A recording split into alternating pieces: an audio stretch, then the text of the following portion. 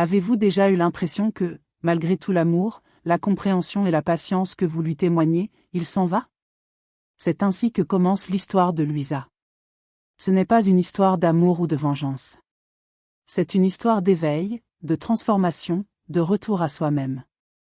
Louisa a grandi en entendant ces phrases que beaucoup d'entre nous entendent depuis l'enfance: sois sage, ne cause pas d'ennui, fais toujours passer les autres en premier. Et c'est ce qu'elle a fait. Elle a appris à plaire, à céder, à se sacrifier, persuadée que c'était la recette pour être aimée. Mais un jour, après avoir tout donné et presque rien reçu, quelque chose a changé. Ce changement n'était ni un cri ni une explosion, c'était un silence, une fatigue, une intuition intérieure qui lui disait « assez ». Elle avait atteint les limites de son invisibilité. Louisa ne voulait pas devenir une femme froide ou quelqu'un qui joue avec les sentiments des autres. Elle voulait juste cesser de se sentir brisée intérieurement tout en souriant extérieurement. Elle commença alors à se poser une question à laquelle elle ne s'était jamais autorisée à penser: et si la mauvaise femme n'était pas mauvaise, mais simplement une femme lasse de mendier de l'amour? C'est là que son voyage commença. Lorsque Louisa commença à se donner la priorité, le monde qui l'entourait commença à changer. Subtilement, au début, elle se fit plus discrète dans les groupes où elle servait auparavant de médiatrice. Elle cessa immédiatement de répondre aux messages de ceux qui ne la sollicitaient que lorsque cela les arrangeait, elle commença à mieux dormir, et surtout, elle commença à se voir différemment dans le miroir. Elle ne se voyait plus comme la femme qu'il fallait choisir, elle se voyait comme une femme qui choisit, et ce petit changement changea tout. Loa disait: ce que tu penses de toi-même devient ta vérité. Change ta façon de penser et tu changeras ton monde. Louisa commençait à comprendre cela, toujours effrayée, toujours coupable de penser à elle avant les autres, mais avançait résolument vers sa nouvelle version. Et comme tout processus de transformation, ce n'était pas facile. À ce stade initial, elle commença à remarquer des réactions inattendues chez son entourage. Certains s'éloignaient, d'autres la critiquaient. Elle entendait des phrases comme « Tu es bizarre. Tu n'étais pas comme ça avant, tu deviens égoïste. » Mais Louisa savait au fond d'elle-même que ce n'était pas de l'égoïsme, mais une forme de guérison. Elle avait passé trop de temps à donner son âme à ceux qui ne l'aimaient qu'à moitié. Maintenant, elle apprenait à se donner entièrement. La première grande étape fut de reconnaître qu'elle n'avait pas besoin de quémander de l'amour, que le véritable amour n'exige jamais la trahison. Et cette simple pensée transforma sa vibration, sa vision, son énergie. Les hommes qui la voyaient auparavant comme une option facile commencèrent à ressentir quelque chose de différent: le défi, l'intrigue, l'attirance. Non pas que Louisa veuille jouer les difficiles, mais parce que son énergie était désormais en phase avec sa vérité. Il ne s'agissait pas de faire attendre les gens ou de les manipuler. Il s'agissait d'un calme procuré par la conscience d'être entière. Louisa disait que l'univers réagit toujours à ce que nous croyons de nous-mêmes. Et Louisa commençait à croire, pour la première fois, qu'elle méritait d'être aimée. Inconditionnellement. Mais ce voyage ne faisait que commencer. Louisa était toujours celle qui disait oui à tout, à tous, même quand intérieurement elle criait qu'elle n'en pouvait plus. Elle disait oui pour ne gêner personne. Elle disait oui pour ne pas paraître compliquée. Elle disait oui parce qu'elle croyait que l'amour se nourrissait de sacrifices. Mais un jour, elle comprit une vérité qui la désarma intérieurement: chaque fois qu'elle disait oui aux autres, elle se disait non à elle-même. Et cette découverte changea tout. Au début, ce fut un non timide, petit, à peine audible. C'était dire « je ne peux pas aujourd'hui » à une invitation qu'elle ne voulait pas. C'était dire « je ne me sens pas à l'aise » à une attitude envahissante. C'était répondre par un simple « je ne veux pas » sans tout justifier. Et même si, de l'extérieur, cela semblait un détail, intérieurement, ce petit geste était un tremblement de terre, car à chaque non qu'elle disait, Louisa reconstruisait son estime d'elle-même, brique après brique. Louisa l'expliquait clairement: chaque décision prise par amour-propre est une affirmation à l'univers que l'on mérite le meilleur. Mais tout le monde ne l'a pas compris ainsi. Certains se sentaient rejetés, d'autres l'accusaient d'avoir changé, de ne plus être aussi gentille qu'avant, de trop croire en elle. Et oui, Louisa avait changé, non pas parce qu'elle croyait en elle plus que quiconque, mais parce qu'elle avait commencé à croire en elle. Son premier grand conflit émotionnel est survenu lorsqu'elle a dit non à celui qui avait exercé jusque-là un pouvoir sur elle, cet homme qu'elle avait toujours attendu, toujours pardonné, infiniment justifié. Elle a dit non à ses excuses creuses. Elle a dit non à son « je jure que je le ferai maintenant ». Elle a dit non à ses silences déguisés en fierté, et cela l'a déstabilisé. Il n'était pas préparé à cette version de Louisa, car cette femme qui autrefois implorait des explications choisissait désormais le silence. Elle n'avait plus besoin de dramatiser une issue ni de crier sa douleur. Son nom était désormais calme, ferme, définitif. Et ce genre de réponse fait plus mal que n'importe quel cri. Louisa avait compris ce que personne ne lui avait appris dans son enfance. Dire non ne rend pas égoïste, mais libre. Mais cette découverte s'est faite en larmes, car dire non signifie aussi perdre. Perdre ceux qui ne vous aimaient que lorsque vous étiez docile, ceux qui étaient habitués à votre disponibilité constante, ceux qui prenaient votre amour pour leur mission. Louisa pleurait, bien sûr, car même lorsqu'on sait faire le bon choix, il est douloureux de laisser derrière soi ce que l'on connaît. Louisa parlait de ces moments comme de contractions de l'âme. Ce sont ces moments où quelque chose en vous se brise pour permettre à une nouvelle version de vous-même de naître. Et cette version de Louisa ne demandait plus la permission d'exister.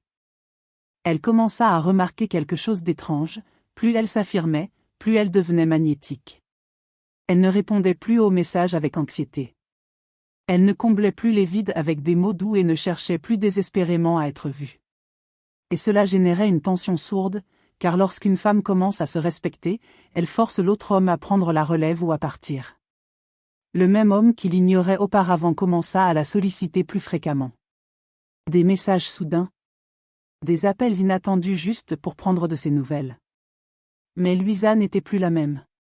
Elle ne cherchait ni vengeance ni attention, elle voulait juste la paix. Et elle comprit quelque chose de fondamental, tout le monde ne mérite pas une seconde chance, et cela ne signifie pas qu'on est mauvais, mais qu'on est juste envers soi-même. Au fond, Louisa savait que son énergie avait désormais une valeur différente. Elle n'était plus accessible à ceux qui ne savaient pas la maintenir. Et cela, sans mots, commença à transparaître en tout, dans sa posture, dans le ton de sa voix, dans son regard. Louisa disait, quand on se valorise, le monde répond avec respect. Et les hommes le sentaient. Ceux qui se sentaient auparavant maîtres de leur destin étaient désormais désorientés, ne comprenant pas comment cette femme, qui avait tout justifié, n'avait plus besoin de se justifier. Louisa n'avait pas endurci son cœur, elle ne faisait que le protéger. Elle ne donnait plus son amour en aumône, elle l'offrait comme un cadeau que seuls ceux qui savaient vraiment apprécier recevaient. Ce deuxième épisode marque le moment où Louisa commence à vivre à la limite. Non pas celle qui sépare, mais celle qui définit, celle qui nourrit, celle qui honore.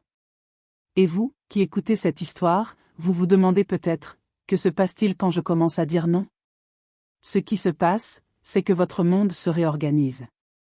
Certains partiront, d'autres tenteront de vous manipuler, mais de nouvelles personnes, de nouvelles situations et de nouvelles énergies apparaîtront, en phase avec cette nouvelle version de vous-même.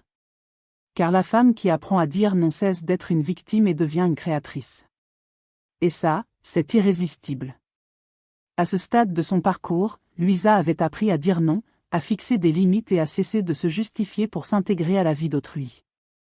Mais ce qui l'attendait ensuite était un terrain nouveau, inconnu et redouté par beaucoup, la solitude.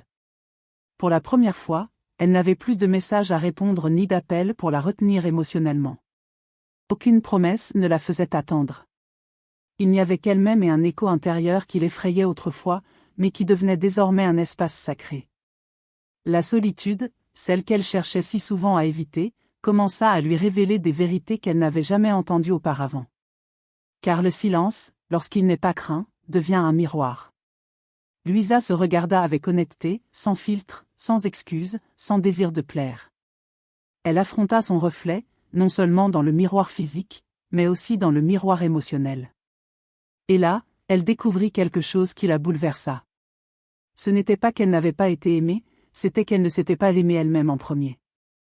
Louisa disait, « Notre tâche la plus importante est de nous remplir d'amour propre, car de là tout se construit. » Louisa comprit que, pendant des années, elle avait cherché chez les autres ce qu'elle seule pouvait se donner, qu'elle avait confondu attention et affection, compagnie et amour, présence et connexion. Qu'à chaque fois qu'elle craignait la solitude, elle donnait un peu d'elle-même pour que personne ne la quitte. Et maintenant, enfin, Il n'y avait plus personne d'autre, et elle ne se brisait pas, au contraire, elle se réparait. Les jours étaient plus calmes, les nuits moins anxieuses. Elle se mit à lire, à marcher seule, à écrire ses pensées. Elle redécouvrit les plaisirs simples qu'elle avait délaissés pour être toujours disponible. Mais il y eut aussi des moments difficiles, des jours de nostalgie, des nuits de doute. Et si je me renfermais trop? Et si personne d'autre ne m'aimait? Et si je restais seule pour toujours? Ces questions si humaines surgirent avec force, mais Louisa ne se laissa plus abattre par la peur comme avant. Elle avait appris qu'une femme qui se choisit n'est pas seule, elle est seulement entourée par la vérité. Et la vérité met plus de temps à arriver, mais quand elle arrive, elle ne s'en va pas. L'un des moments les plus révélateurs fut lorsqu'elle revit cet homme de son passé, celui qui la faisait attendre si longtemps, celui qui arrivait toujours en retard, celui qui n'apparaissait que lorsqu'il se sentait disponible. Cette fois, c'était différent. Il la regardait avec le même sourire que d'habitude, employait les mêmes phrases, lui disait combien il pensait à elle, combien ils avaient été spéciaux ensemble. Mais quelque chose en Louisa ne réagissait plus de la même manière. Son cœur, autrefois anxieux, était désormais apaisé, et il comprenait que ce n'était pas lui qui avait changé, mais elle. Et il ressentait ce changement aussi, car son regard ne réclamait plus d'amour, son énergie ne réclamait plus d'attention, son corps ne tremblait plus à l'idée d'être choisi, car elle s'était déjà choisie elle-même. Louisa affirmait, quand on cesse d'avoir besoin d'approbation, on devient véritablement libre. Et cette liberté n'était pas froide, elle était chaleureuse, douce, ferme, comme une femme qui n'a plus besoin d'explications parce qu'elle a trouvé toutes ses réponses en elle-même. Louisa avait atteint un tournant dans son cheminement. Elle avait compris que la solitude n'est pas l'absence d'amour, mais la pleine présence de soi. Et à partir de là, tout a commencé à couler différemment. Les hommes ont commencé à l'approcher avec une énergie différente. Ils ne cherchaient plus une femme qui les complète, mais une femme qui les défie. Louisa, sans faire de bruit, sans paraître supérieure, devenait magnétique, car la sécurité qu'elle dégageait ne provenait plus de l'ego, mais de l'âme. Cette femme marchant seule dans la rue, écouteur sur les oreilles et l'esprit apaisé, commençait à attirer l'attention d'une manière qu'elle n'avait jamais connue auparavant. Car il y a quelque chose chez une femme qui n'a pas besoin d'être regardée qui attire tous les regards sur elle. Et ce n'était pas seulement une question extérieure, c'était son énergie, sa vibration, son authenticité. Louisa disait, la paix intérieure est le nouveau pouvoir. Et Louisa l'incarnait. Son téléphone sonnait moins, mais chaque conversation était plus profonde. Les personnes superficielles disparaissaient, et à leur place, de vraies connexions, des conversations sincères, des liens profonds commençaient à apparaître. Celles qui craignaient la solitude appréciaient désormais leur compagnie comme si elles se redécouvraient et comprenaient quelque chose d'essentiel, ce n'est qu'en devenant sa meilleure compagnie que l'on cesse d'accepter toute présence par peur de l'absence. Après avoir accepté la solitude comme un espace sacré et non comme une punition, Louisa a commencé à vivre un profond changement dans sa façon de communiquer. Elle n'avait plus besoin de relations pour combler ses vides. Elle souhaitait désormais partager son épanouissement. Son énergie avait changé, et avec elle, sa réalité. Louisa disait, on n'attire que ce qui vibre en nous. Si vous désirez l'amour véritable, vous devez commencer par vibrer dans l'amour de soi. Et c'est exactement ce que Louisa faisait. Avant, son amour provenait d'un besoin, maintenant, il provenait d'un choix, et cette différence changeait tout. Des hommes différents ont commencé à apparaître, plus présents, plus authentiques. Ce n'étaient plus les mêmes hommes qui apparaissaient et disparaissaient à leur convenance. Maintenant, c'étaient des hommes qui voyaient en elle non seulement une femme attirante, mais une femme complète. Et cela les a mis au défi. Car lorsqu'un homme rencontre une femme qui n'a pas besoin d'être sauvée, qui n'attend pas d'être choisie, il est obligé de se demander, suis-je prêt pour quelqu'un comme ça? La réponse est souvent non. Car le magnétisme d'une femme consciente ne repose ni sur des jeux ni sur la manipulation, mais sur sa vérité. Et cette vérité ne peut être falsifiée. Louisa ne cherchait plus de promesses, elle observait les actions. Elle ne demandait plus, m'aimes-tu? Elle recherchait plutôt la cohérence. Car une femme qui se connaît sait que le véritable amour ne se dit pas, il se démontre. Louisa affirmait que la véritable attirance naît d'une âme qui se respecte. Et c'est précisément ce qui rendait Louisa si magnétique. Sa présence était un filtre naturel. Tout ce qui n'était pas à son niveau vibratoire ne pouvait tout simplement pas se maintenir à ses côtés. Et puis, ce qui arrive généralement lorsqu'une femme devient indestructible arriva. Les hommes de son passé revinrent. Celui qui ne l'appréciait pas à son époque revint avec nostalgie. Celui qui était parti sans dire au revoir revint avec des excuses. Celui qui disait ne pas être prêt maintenant disait qu'elle lui manquait. Mais Louisa ne réagissait plus avec le cœur serré, elle observait, écoutait, analysait, et de cette nouvelle prise de conscience, elle comprit que beaucoup ne revenaient pas par amour, mais par habitude, par ego, par peur de perdre le contrôle. Et là, une leçon puissante se dégage, tous ceux qui reviennent ne méritent pas de rester. Louisa a compris que son énergie actuelle ne pouvait plus être soutenue par n'importe qui et qu'elle ne devait pas se sentir coupable de ne plus s'intégrer dans des relations qui ne correspondaient plus à sa nouvelle version. Car parfois, la croissance nous repousse, non pas parce qu'on est meilleur, mais parce qu'on refuse de se rétrécir pour s'adapter à d'anciennes dynamiques. Un jour, l'homme qui l'avait tant blessé lui a demandé « Que t'est-il arrivé ?» Et Louisa a calmement répondu « Je me suis vue pour la première fois, je me suis vue. » Et lorsqu'une femme se voit vraiment, elle ne peut plus se permettre d'être vue sans le savoir. Louisa a enseigné que la guérison ne nécessite ni vengeance, ni explication, ni porte claquée. La guérison est intérieure, silencieuse, profonde, et c'est elle qui génère un véritable magnétisme. Louisa n'avait pas besoin d'agir comme une femme difficile à séduire. Son détachement, sa sérénité, sa clarté étaient plus attirants que n'importe quelle stratégie. Une stratégie émotionnelle. Et c'est ainsi qu'un nouveau type d'homme a commencé à l'approcher. Un homme qui n'avait pas peur de sa lumière, qui ne cherchait pas à la tamiser, qui ne voulait pas qu'elle change. Au contraire, il était inspiré par son authenticité. Et là, une puissante révélation s'est produite, le véritable amour ne vient pas vous compléter, il vient vous accompagner. Louisa ne cherchait plus un sauveur, elle cherchait un compagnon de route. Et à partir de cette intention, son énergie a commencé à attirer un autre niveau de relation. Elle l'a dit clairement, quand on change, tout autour de soi change. Et c'est ce qui se passait. Louisa n'était plus la même femme qui pleurait sur des messages sans réponse. Elle était désormais celle qui ne donnait pas d'attention sans réciprocité, qui ne restait pas là où il n'y avait pas de présence, qui ne quémandait pas d'espace dans la vie de quiconque, car elle avait déjà construit son propre monde. Cet épisode marque une transition vibratoire.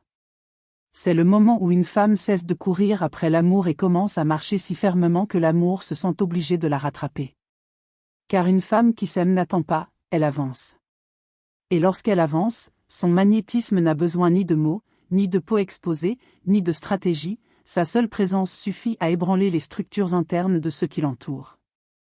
Et oui, tous les hommes ne sont pas prêts pour ce genre de femme, mais cela, loin d'être un problème, est une bénédiction. Car lorsqu'on cesse d'attirer l'attention d'un manque, l'univers cesse de nous envoyer des leçons et commence à nous bénir. Louisa n'était plus la même. Elle le savait, elle le ressentait, mais elle devait désormais affronter l'une des étapes les plus difficiles du processus, rester ferme dans sa nouvelle fréquence sans culpabilité. Car le plus difficile n'est pas de s'éveiller, mais de le maintenir. Louisa disait, la façon dont on se traite est une leçon pour le monde. Et Louisa en faisait l'expérience directe. Il y avait des jours où sa nouvelle identité rayonnait de mille feux. Elle se sentait pleine, puissante, centrée. Mais il y avait aussi des moments où l'ancienne Louisa tentait de revenir, celle qui doutait, celle qui se demandait si elle n'était pas trop dure, celle qui pensait qu'elle devrait peut-être se donner une autre chance. Et c'est là qu'elle comprit l'une des clés de l'amour-propre, il ne suffit pas de se réveiller, il faut décider chaque jour de ne pas se rendormir. Les premiers défis sont apparus dans ses relations les plus proches. Ses amis lui disaient qu'elle n'était plus la même personne, sa famille lui demandait pourquoi elle était devenue si exigeante, ses partenaires essayaient de la culpabiliser d'avoir changé. Mais elle n'était plus là pour se faire comprendre par ceux qui ne se comprenaient toujours pas, non pas parce qu'elle se sentait supérieure, mais parce qu'elle avait appris à respecter son chemin, à reconnaître ses progrès, à honorer ce qu'elle avait tant travaillé à construire. L'un des moments les plus forts fut celui où une ancienne relation tenta de renaître, non par la violence ou la manipulation, mais par la nostalgie, avec un « tu me manques », un « on pourrait peut-être réessayer ». L'espace d'un instant, l'ancienne Louisa fut sur le point de dire oui, mais elle s'arrêta. Louisa respira, ferma les yeux et se souvint de tout ce qu'elle avait guéri. Elle se dit, je n'ai pas fait tout ce chemin pour être à nouveau brisée. Ce « non » qu'elle avait prononcé était peut-être le plus important de tous, non pas pour lui, mais pour son ancienne façon d'interagir. Car au fond, dire « non » à une relation qui ne vous représente plus, c'est se dire « oui » à soi-même. Louise affirma, l'amour de soi n'est pas un but, c'est une pratique constante. Et Louisa commença à vivre de manière cohérente. Non seulement elle se sentait différente, mais elle agissait différemment. Elle ne réagissait plus par peur de perdre quelqu'un, elle répondait avec la certitude de ne plus vouloir se perdre elle-même. Cette cohérence commença à avoir des effets inattendus. Les gens ont commencé à la percevoir comme une personne différente, sans qu'elle dise un mot. Son énergie parlait pour elle. Elle est devenue plus sélective dans ses espaces, plus consciente de son temps, plus claire dans ses émotions. Elle n'était plus disposée à s'engager dans des conversations creuses ni à entretenir des relations qui ne survivaient que par habitude. Et cela mettait inévitablement les gens mal à l'aise. Car une femme cohérente est un miroir qui reflète ce que les autres ne veulent pas voir en elle. Louisa a compris que sa présence avait désormais du poids, que son attention était un don, que son amour n'était plus gratuit, mais sacré, car elle ne le donnait pas pour être aimée, elle le donnait pour partager, non pour combler des vides. Et lorsqu'une femme commence à vivre ainsi, son environnement se réorganise. Ses amis qui ne savaient pas respecter les limites ont pris leur distance. Ses proches qui tiraient profit de sa culpabilité ont cessé de l'appeler autant. Et oui, tout cela a été douloureux au début, mais ensuite c'est devenu libérateur, car Louisa n'était plus disposée à vivre dans la complaisance. Sa nouvelle fréquence n'acceptait plus les anciennes dynamiques. Elle louait et répétait sans cesse, tout ce qui ne correspond pas à ton amour-propre disparaît. Et c'est ce qui se passait. Son énergie agissait désormais comme un filtre. Elle n'avait plus besoin de forcer la conversation ni de justifier ses décisions. Sa présence parlait, son regard fixait des limites, son silence était respecté, mais surtout, elle se respectait elle-même. Ce respect intérieur commença à générer une attirance différente. Ce n'étaient plus seulement les hommes qui la recherchaient, mais aussi des opportunités, des projets, des liens plus profonds, des relations pleines de sens, des liens où elle pouvait être sans avoir à se justifier. Car lorsqu'une femme cesse de demander la permission d'exister, l'univers entier s'incline devant son authenticité. Et là, une nouvelle leçon apparut, tout ce qui disparaît n'est pas perdu. Parfois, c'est juste de la place libérée pour quelque chose de meilleur. À ce stade, Louisa cessa de se demander si elle faisait le bon choix, car elle n'avait plus besoin d'approbation extérieure pour valider sa démarche. Elle savait que tout ce qu'elle abandonnait était dû à l'amour, non au ressentiment ni à l'orgueil, mais à la compréhension que la liberté ne peut se construire sur la dépendance. Louisa ne se sentait plus seule, ni vide, elle se sentait désormais pleinement elle-même, et de cette plénitude, elle commençait à expérimenter une nouvelle façon d'interagir.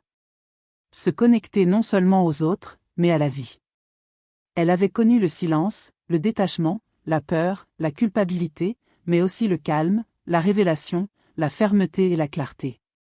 Et surtout, elle ne se reconnaissait plus comme la femme qu'elle était. Louisa disait, quand on guérit sa relation à soi-même, toutes ses autres relations se transforment.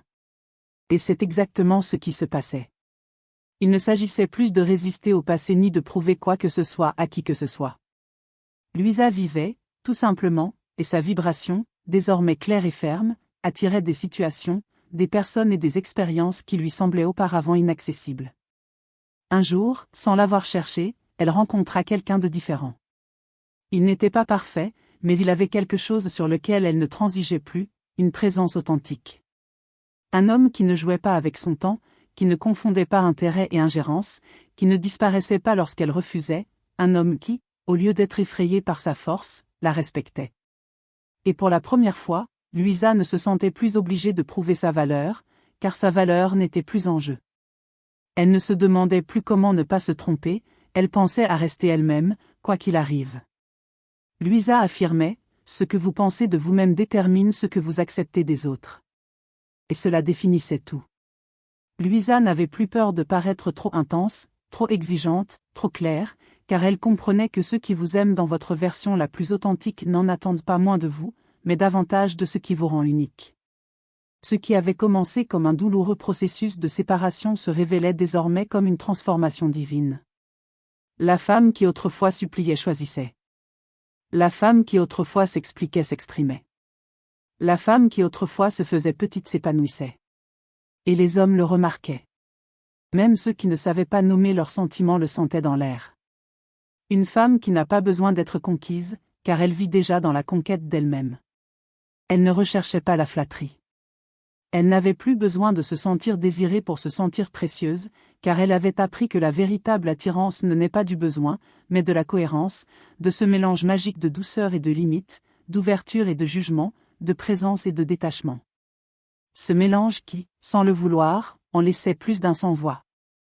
Et oui, des fantômes du passé étaient revenus, des hommes qui ne comprenaient pas comment elle était passée de la supplication à l'oubli sans rancune. Mais Louisa n'avait plus de place pour le ressentiment, non par supériorité, mais par désir de guérison. Elle pardonnait, non pour justifier ce qu'on lui avait fait subir, mais pour se libérer de ce qui ne lui appartenait pas. Louisa insistait. Pardonner, ce n'est pas accepter les dommages, c'est se libérer du poids. Et Louisa le fit. Elle laissa aller la douleur, les histoires non résolues, le besoin d'être comprise. Et dans ce vide, quelque chose de plus fort que toute validation commença à éclore, une paix intérieure si solide qu'elle n'était pas négociable, même pas par amour. La femme qui hier pleurait par manque d'attention, disait aujourd'hui sereinement, « Je ne suis pas disponible pour des miettes affectives. » Et non. Elle le disait par fierté, par amour. Amour pour elle, amour pour son énergie, amour pour son histoire, car elle comprenait désormais que tout ce qu'elle avait vécu, même les plus douloureux, faisait partie du chemin qui la ramenait à elle-même. Et puis, une autre révélation survint, il ne s'agissait pas de trouver l'homme idéal, mais de devenir la femme qui ne se perd plus pour personne. C'était sa véritable renaissance. Elle ne vivait plus de la blessure, mais de la vérité. Elle ne réagissait plus par manque, mais par discernement. Elle ne donnait plus tout pour recevoir, mais tout pour elle-même, de là, partageait ce qui lui restait. Cette femme n'avait plus besoin de crier pour se faire entendre. Son calme suffisait. Elle ne se faisait pas désirer. Elle était difficile à manipuler, ce qui n'est pas la même chose. Elle ne confondait pas contact physique et connexion émotionnelle. Elle savait que le corps peut mentir, mais pas l'énergie. Et dans cette version d'elle-même, elle comprenait enfin ce que Louise et lui avaient enseigné toute sa vie, l'amour ne se cherche pas, l'amour devient soi, et l'amour vient tout seul. Louisa n'avait pas besoin de preuves d'amour.